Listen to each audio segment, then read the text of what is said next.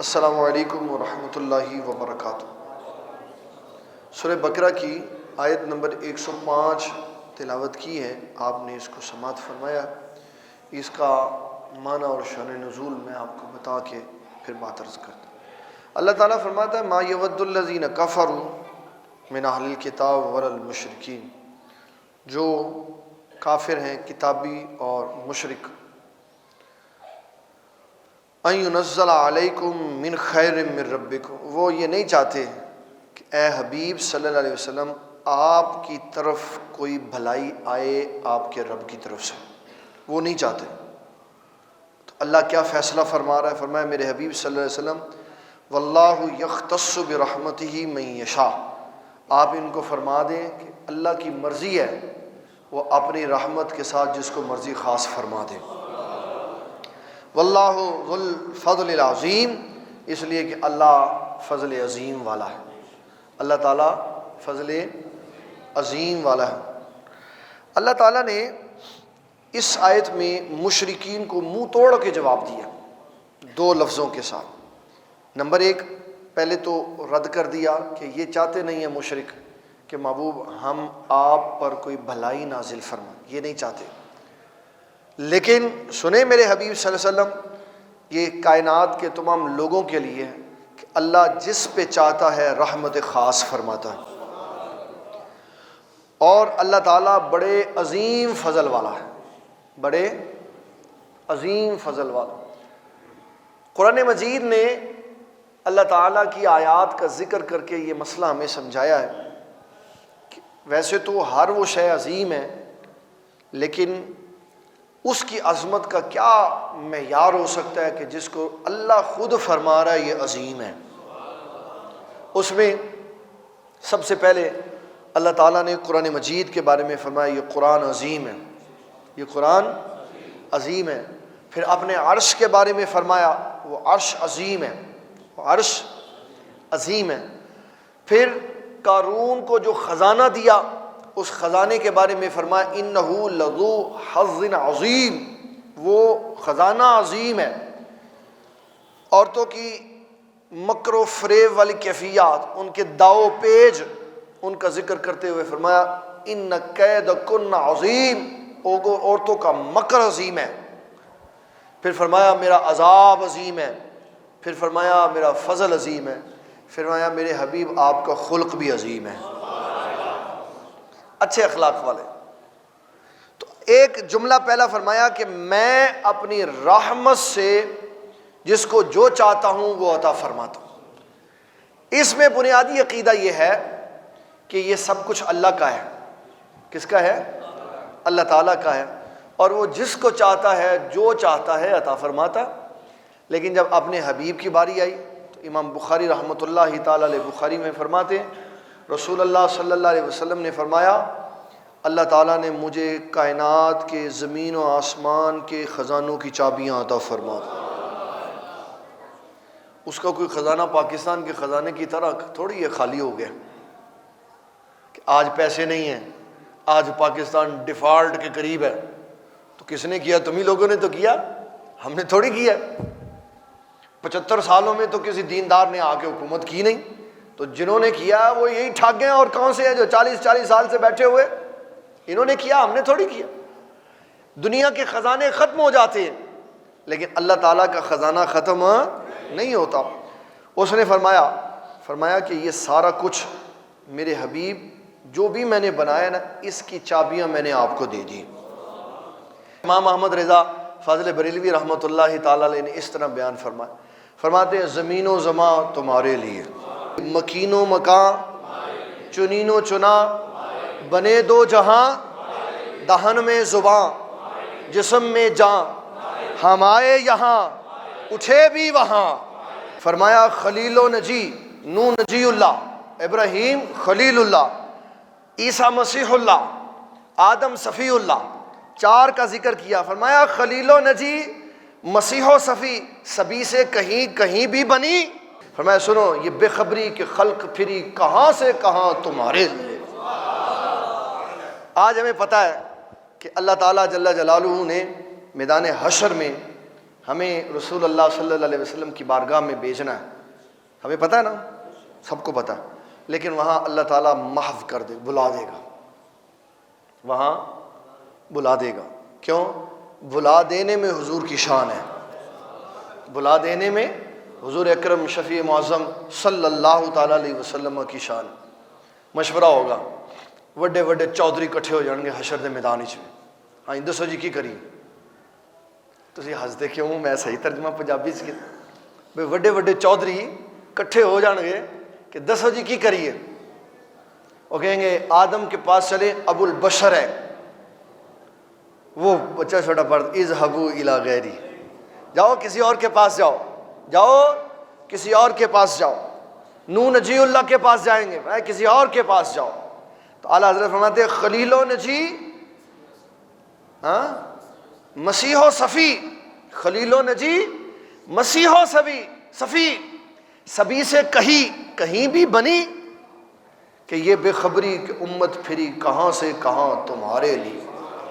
1,24,000 انبیاء کی بارگاہ سے پھیر کے اللہ رسول اللہ کے دربار میں لائے، آج یہاں آ جاؤ۔ اس لیے حضور نے فرمایا انا خطیبہم اذا انصتوا، فرمایا کائنات میں سب لوگوں کی زبانیں بند ہوگی تو خطیب میں ہوں گا۔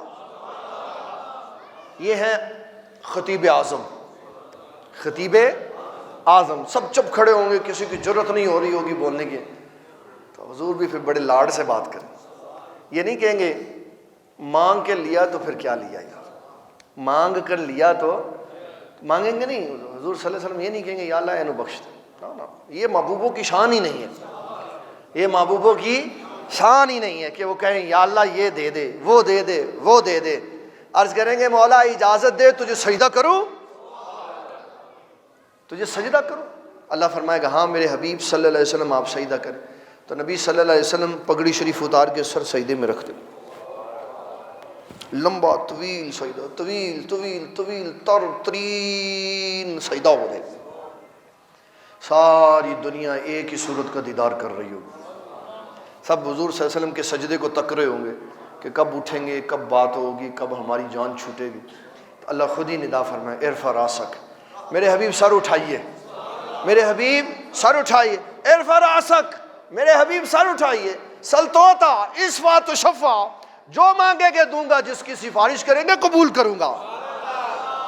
خود کہے گا اللہ میں موسونے کی چاہیے جائے، اور حضور فرماتے 3 دفعہ سجدہ ہوگا اور ساری امت، یہ حضور کا اشارہ بڑا پاورفل ہے، ایسے زبان ہلتی ہے تو تقدیر بدل جاتی ہے۔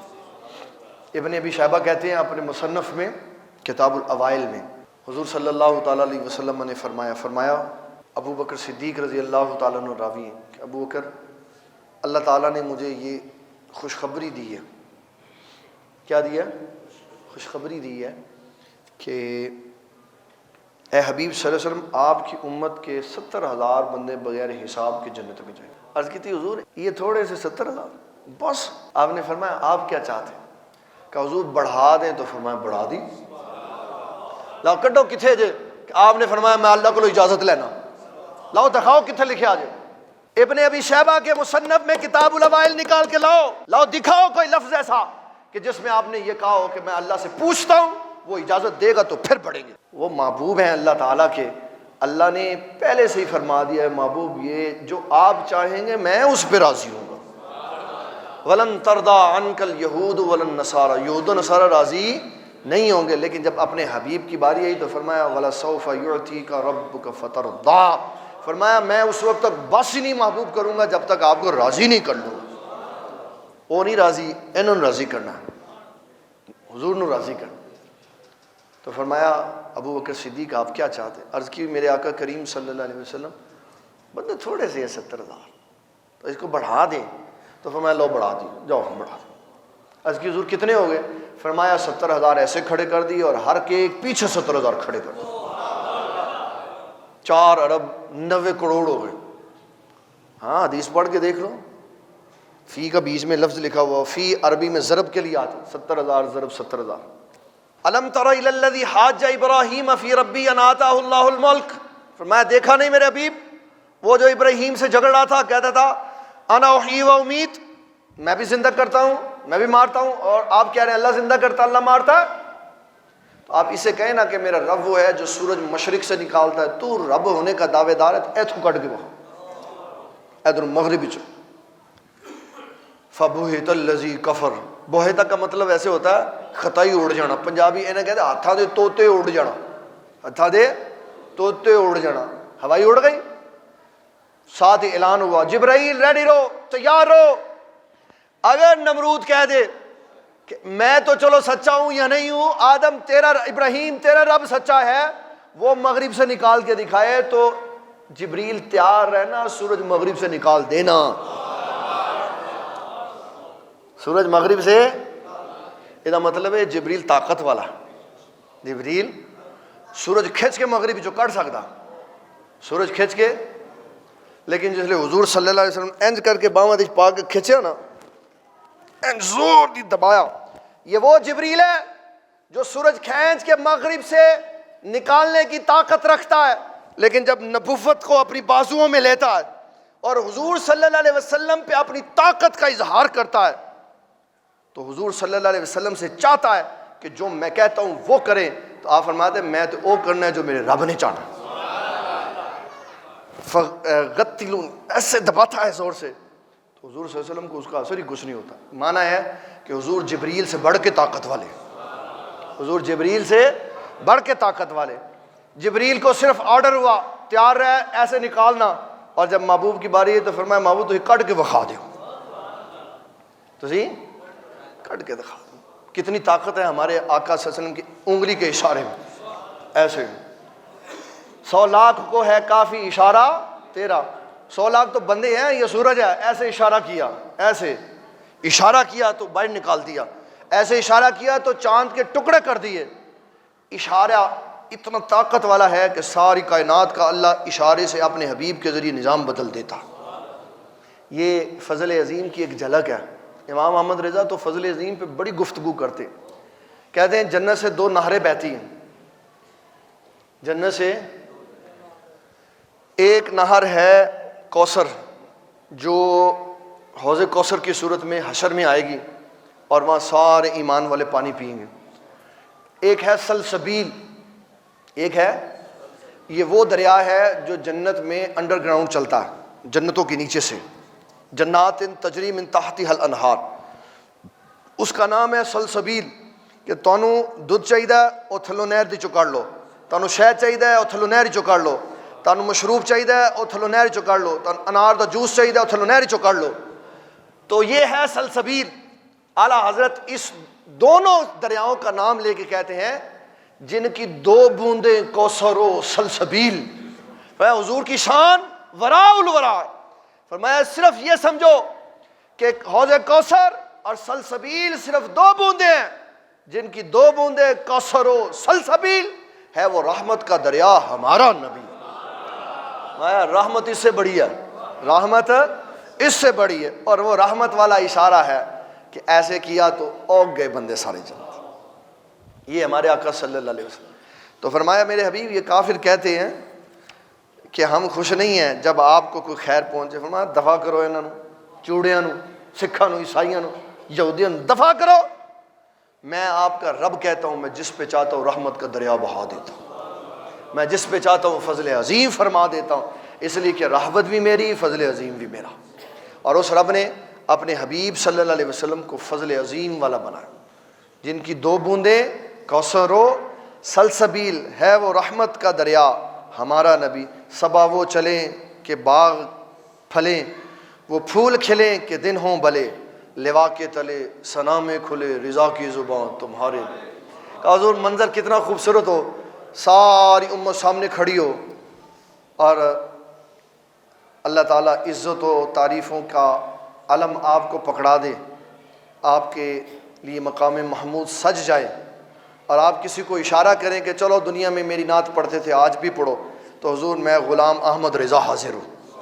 وہاں لوا کے تلے ثنا میں کھلے رضا کی زباں تمہارے لیے، کہ حضور میں وہاں پہ بھی آپ کی تعریف. یہ وہ لوگ ہوتے ہیں، یہ پلان کر کے نہیں نعت لکھی جاتی، یہ عشق سے لکھی جاتی. کس سے لکھی جاتی ہے؟ عشق سے، اور عشق میں کوٹ کوٹ کے امام احمد رضا فاضل بریلوی بھرے ہوئے تھے، اس لیے جو بات کہتے حضور کی شان کی کہتے، جو بات کہتے، اور پھر بڑا سخت جملہ کا عقیدہ بھی سمجھا دیں، کہا جو ان سے مستغنی ہوا جہنم میں گیا، جنہیں کیا نا میں نے حضور کی ضرورت نہیں، وہ ختم ہو گیا، برباد ہو گیا، وہ جہنم میں گیا۔ وہ کہاں گیا؟ وہ جہنم میں گیا جو ان سے مستغنی ہوا، جنہیں کیا میں نے حضور کی ضرورت نہیں، فرمایا جہنم وہ دے واسطے تیار۔ پھر نبیوں رسولوں سبھی کو ایک لائن میں کھڑا کر فرمایا وہ جہنم میں گیا جو ان سے مستغنی ہوا، رسول اللہ کو حاجت، خلیل اللہ کو حاجت رسول اللہ کی۔ فرمایا جنت جان واسطے ابراہیم خلیل اللہ نے بھی رسول اللہ کی ضرورت کی کہ حضور دی میدان حشر دے وچ مدد تو بغیر سیدنا ابراہیم خلیل اللہ بھی جنت وچ نہیں جا سکتے۔ یہ اسلام ہے۔ تو اللہ کہتا ہے میرے حبیب آپ، یہ کافر، یہ یہودی، یہ مشرک یہ چاہتے ہیں کہ آپ کو کوئی بھلائی نہ، تو بھلائی تو سونے میں دینی، بھلائی تو سونا میں دینی، تو میں کیا کرتا ہوں، واللہ یختص برحمتہ من یشاء، اپنی رحمت سے جسے چاہتا ہوں خاص کر لیتا ہوں اور جسے چاہتا ہوں فضل عظیم عطا فرماتا ہوں۔ تو حضور صلی اللہ علیہ وسلم کو اللہ نے فضل، اور فضل عظیم ہے کیا؟ فضل عظیم ہے کیا؟ فضل عظیم ہے نبی صلی اللہ علیہ وسلم کا خلق، اور حضور کا خلق قرآن ہے۔ حضور صلی اللہ علیہ وسلم کا خلق کیا ہے؟ قرآن مجید ہے۔ سیدہ عائشہ صدیقہ کہتی ہیں ایک بندے نے مجھ سے پوچھا حضور صلی اللہ علیہ وسلم کا خلق کیسا؟ آپ نے فرمایا قرآن نہیں پڑھتے؟ پڑھتا۔ فرمایا یہی حضور کا خلق۔ اس کا مطلب ہے جس نے اچھے اخلاق والا ہونا قرآن پڑھے، اس کو پڑھے بغیر اچھا اخلاق نہیں آتا۔ چاہے آپ دنیا کے جس مرضی یونیورسٹی میں چلے جائیں، چاہے آپ دنیا کے جس مرضی انسٹیٹیوٹ میں چلیں، اس کو پڑھنا پڑے گا۔ مومن اس کے بغیر عزت والا، علامہ اقبال نے کہا ہم وہ معزز تھے زمانے میں، وہ معزز تھے زمانے میں، مسلمان ہو کر ہم خار ہوئے تاریخ قرآن، اس کو چھوڑ دیا تو خار ہو گئے۔ یہ مسلمانوں کا علمی ورثہ، یہ کتاب ہے مسلمانوں کی جس کو ہمیں پڑھنے کی ضرورت ہے۔ اللہ تعالی ہمیں تلاوت قرآن مجید کا شوق، جذبہ، ہمت عطا فرمائے۔ وما علینا الا البلاغ المبین۔